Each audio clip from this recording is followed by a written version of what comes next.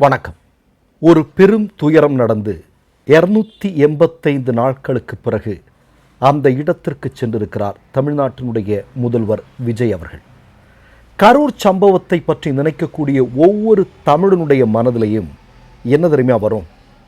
உங்கள் கண்ணு முன்னாடியே பல பேர் மயங்கி விழுந்து கொண்டிருந்தார்கள், பல பேர் இறந்து கொண்டிருந்தார்கள். ஓடிச் சென்று நீங்கள் காப்பாற்றுவீர்கள் அப்படின்னு தான் எல்லாருமே நினைத்திருப்பார்கள்.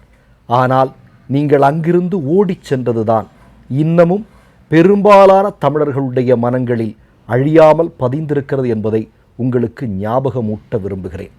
சரி, இப்போது நீங்கள் பேசுனதொட்டி சில விஷயங்கள் பேச வேண்டியது இருக்குது. நீங்கள் கரூருக்கு சென்றிருக்கீங்க. அது அங்கு இறந்து போன நபர்களுக்கு அவர்கள் குடும்பத்தை சார்ந்த 32 பேருக்கு அரசு வேலை அப்படிங்கிறது மாதிரி நினச்சோம். ஆனால் என்ன அப்படின்னா, துவக்கமே தெரிஞ்சிருச்சு, அது ஒரு மிகப்பெரிய பிரச்சார மேடை.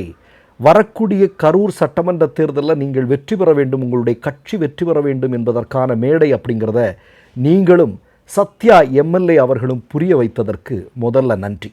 இப்போ என்ன ஒரு செய்தியை சொல்கிறீங்க, பெரம்பலூரில் அதிகமான கூட்டம் கூடுகிறது என்று தெரிந்து கொண்ட காவல்துறையினர் உங்களிடம் வந்து சொன்னார்களாம், இது ரொம்ப கட்டுக்கடங்காத கூட்டம் இருக்குது அப்படின்னு சொன்ன உடனே நீங்கள் ரத்து செய்துவிட்டு நீங்கள் சென்று விட்டீர்களாம்.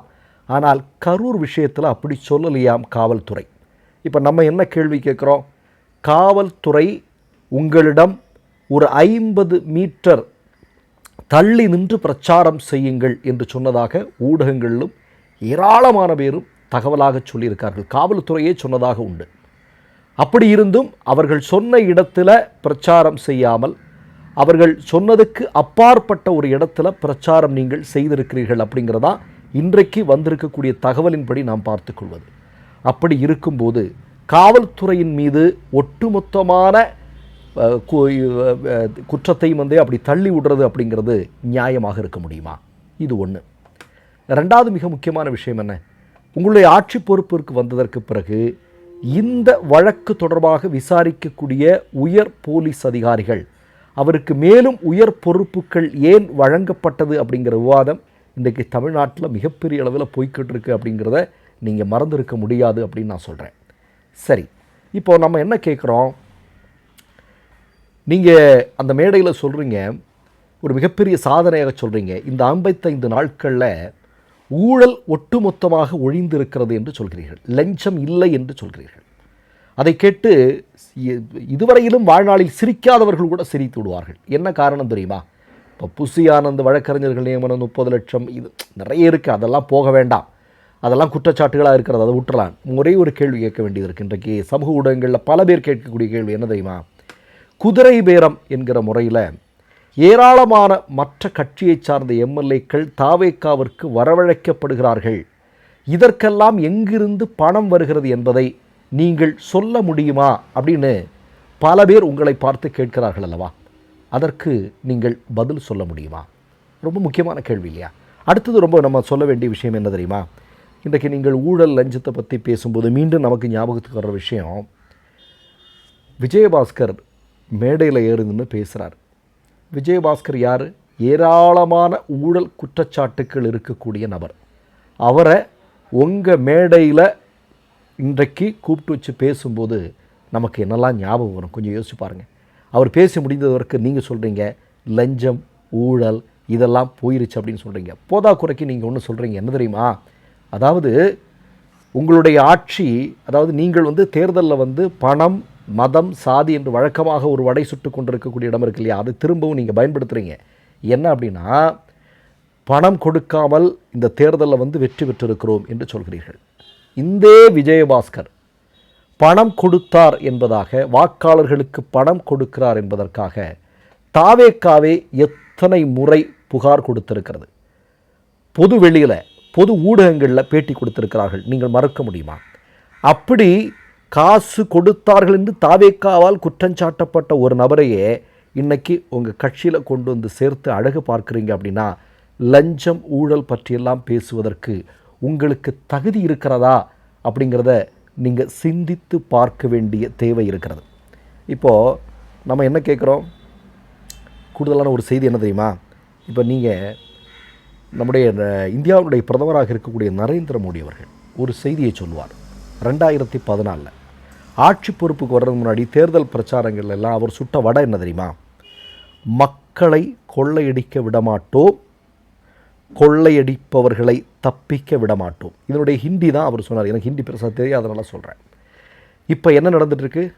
நாட்டை கொள்ளையடித்து இன்றைக்கு கோயிலையே கொள்ளையடிக்கக்கூடியவர்களாக வந்திருக்கிறார்கள். அதனால் ஒரு அரசியல் கட்சி அதனுடைய தலைமை பொறுப்பில் இருக்கிறவர்கள் லஞ்சத்தை ஒழிப்போம், ஊழலை ஒழிப்போம் என்று சொன்னாலே நிச்சயமாக அதுவும் படித்த தமிழ்நாட்டில் இருக்கக்கூடிய மக்கள் அதிர்ந்து போவார்கள்.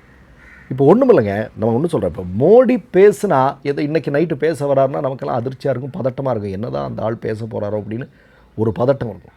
இப்போது விஜய் அவர்கள் பேசுவதும் அப்படிங்கிறது வந்து ஒரு பதட்டத்தை உருவாக்குது. ஏன் தெரியுமா? இன்றைக்கு கூட பாருங்கள் நீங்கள், என்னது இப்போ இது கொளத்தூரில் முன்னாள் முதல்வர் மு.க. ஸ்டாலின் அவர்கள் தோல்வி அடைந்ததை குறித்து 5 நிமிடம் அங்கே பிரச்சாரம் பண்ணதுக்கே கொத்து பரோட்டா மாதிரி ஆயிட்டீங்க அப்படின்னு சொல்கிறீங்க. சில காலத்திற்கு முன்பு நீங்கள் இதே மாதிரி சொல்கிறீங்க. என்ன சொல்கிறீங்க? வாயில் ஏதாவது வந்துடும்னு சொல்கிறீங்க. சட்டமன்றத்தில் நீங்கள் என்ன இப்போ நான் என்ன கேட்குறேன், ஒரு முதல்வர் பொறுப்பில் இருப்பவர் பேசக்கூடியதற்கு ஒரு மாண்பா இது? இப்படியெல்லாம் பேசலாமா? கொஞ்சம் யோசிச்சு பாருங்கள். அவ்வளவு மக்கள் குழுமி இருக்கக்கூடிய இடத்துல இந்த மாதிரியான வார்த்தைகளை பேசும்போது முதல்வரே பேசுகிறாரு அப்படின்னா உங்களுடைய ரசிக பெருமக்களெல்லாம் இந்த மாதிரி சாதாரணமாக மற்றவர்களை இப்படி ஏளனமாக பேசுவது என்பது சர்வசாதாரணமாக நடக்குமா, நடக்கதா? மற்றவர்களுக்கு மரியாதை கொடுத்து பேச வேண்டிய அந்த ஒரு கடமை, அதை முன்னுதாரணமாக செய்ய வேண்டிய கடமை உங்களுக்கு இருக்கிறதா இல்லையா? சரி, இப்போ நம்ம என்ன கேட்குறோம், நீங்கள் வந்து இந்த கூட்டத்தில் பேசும்போது கடைசி வரையிலும் இந்த 55 நாட்களில் என்ன பண்ணீங்க அப்படின்னு ஏதாவது ஒன்று சொல்லுவீங்கன்னு பார்த்தா எதுவுமே இல்லை. ஏன்னா மேட்டூர் அணை எப்போ திறக்க போகிறது, காவிரி ஆற்றுல தண்ணி இல்லை, அப்போ சிறு குறு வணிக சாகுபடிகள் என்ன ஆகும் அப்படிங்கிறதெல்லாம் நிறைய பிரச்சனைகள் போயிட்டுருக்கு. பயிர்க்கடன் தள்ளுபடிக்காக இன்றைக்கு வரைக்கும் விவசாயிகள் போராடிட்டு இருக்கிறாங்க. மின்வெட்டு, சட்ட ஒழுங்கு, இது தொடர்பாக ஏதாவது ஒன்று வரும்னு பார்த்தா ஒன்றுமே இல்லை. ஆனால் போதாக்குறைக்கு நீங்கள் ஒன்று சொல்கிறீங்க, அண்ணாவினுடைய பிறந்த நாளில் இந்த அண்ணா தாய்மாமன் சீர் கொடுப்பேன்னு சொல்கிறீங்க. அதில் கூட எப்படி தெரியுமா, நீங்கள் கொடுக்கக்கூடிய சீர் அப்படிங்கிறது நீங்கள் சொன்னது மாதிரி கிடையாது. அரசு மருத்துவமனைகளில் பிறக்கக்கூடிய பிள்ளைகளுக்கு மட்டும் என்று நீங்கள் சுருக்கி இருக்கிறீர்கள். போதாக்குறைக்கு பாருங்களேன், இப்போ ஸ்டாலின் என்றாலே, திமுக என்றாலே ஏன் உங்களுக்கு இவ்வளோ ஒரு பதட்டம்னு தெரியல. விடியல் பயணம் என்கிறதுலேருந்து விடியலை மாற்றியிருக்கிறீர்கள். எதற்காக இந்த பதட்டம்? இப்போ நாளையிலேருந்து சர்க்கார் பயணமும் போடலாமா, இல்லை பிகில் அப்படின்னு போடலாமா, இல்லை கில்லின்னு போடலாமா, இல்லை வசீகரான்னு வசீகரா பயணம் அப்படின்னு போடலாம், இல்லை பிரியமானவளை பயணம், இல்லை காதலுக்கு மரியாதை பயணம், நிலாவேவா பயணம், பூவே உனக்கு அப்படி போடலாமா? இதெல்லாம் என்னன்னே நமக்கு தெரியல. நான் ஒட்டுமொத்தமாக ஒரு விஷயத்தை சொல்லிக்கொள்ள விரும்புகிறேன். நீங்கள் ஒரு மாநிலத்தினுடைய முதல்வர் பேசும்போது ரொம்ப கவனமாக பேசணும். ஏதோ உங்களுடைய ரசிகர்களை உசுப்பேற்றுவதற்காக, அவர்களுடைய உணர்வுகளை தூண்டுவதற்காக பேசுவதாக இருக்கக்கூடாது. அது நிச்சயமாக அது சரியான விஷயமாக இருக்குமா அப்படிங்கிறத நீங்கள் சிந்தித்து பார்க்க வேண்டிய இடம் இது. மற்றொரு நிகழ்வில் சந்திப்போம். நன்றி, வணக்கம். 3 யூடியூப் சேனல்கள் வியாபாரத்திற்கு இருக்கிறது. தேவைப்படுபவர்கள் இந்த எண்ணுக்கு தொடர்பு கொள்ளுங்கள். மை நேம் இஸ் ரெட் சேனலை சப்ஸ்கிரைப் பண்ணிக்கோங்க. அதுக்கப்புறமா பக்கத்தில் இருக்கிற ஜாயின் பட்டனை கிளிக் பண்ணீங்கன்னா ஒரு நியூ பேஜ் ஒன்று ஓப்பன் ஆகும். அதுலேயும் ஜாயின் பட்டனே கிளிக் பண்ணிக்கோங்க. அதில் பார்த்தீங்கன்னா credit R debit card options இருக்கு. இதில் உங்களுக்கு விசா, மாஸ்டர் கார்டு, ரிப்பே அப்படின்னு 3 ஆப்ஷன்ஸ் கொடுத்துருக்காங்க. அதில் நீங்கள் எந்த கார்டு சூஸ் பண்ணுறீங்களோ அந்த கார்டோட நம்பர் என்டர் பண்ணிக்கோங்க. அப்புறமா கார்டோட வேலிடிட்டி மந்த் அண்ட் இயரை டைப் பண்ணிக்கோங்க. அடுத்தபடியா உங்க கார்டோட பின்னால சிவிசி கோடுன்னு சொல்லிட்டு 3 நம்பர்ஸ் கொடுத்துருப்பாங்க. அந்த நம்பர் இதில் என்டர் பண்ணிக்கோங்க. அப்புறமா அட்ரஸ் அண்ட் இன்ஃபர்மேஷன் என்டர் பண்ணிட்டு பைங்கிற பட்டனை கிளிக் பண்ணிக்கோங்க. ஒருவேளை உங்க கார்டு நம்பர் இன்வாலிட்னு காமிச்சிச்சுன்னா உங்க கார்டுல இன்டர்நேஷனல் யூசேஜை எனேபிள் பண்ணுங்க.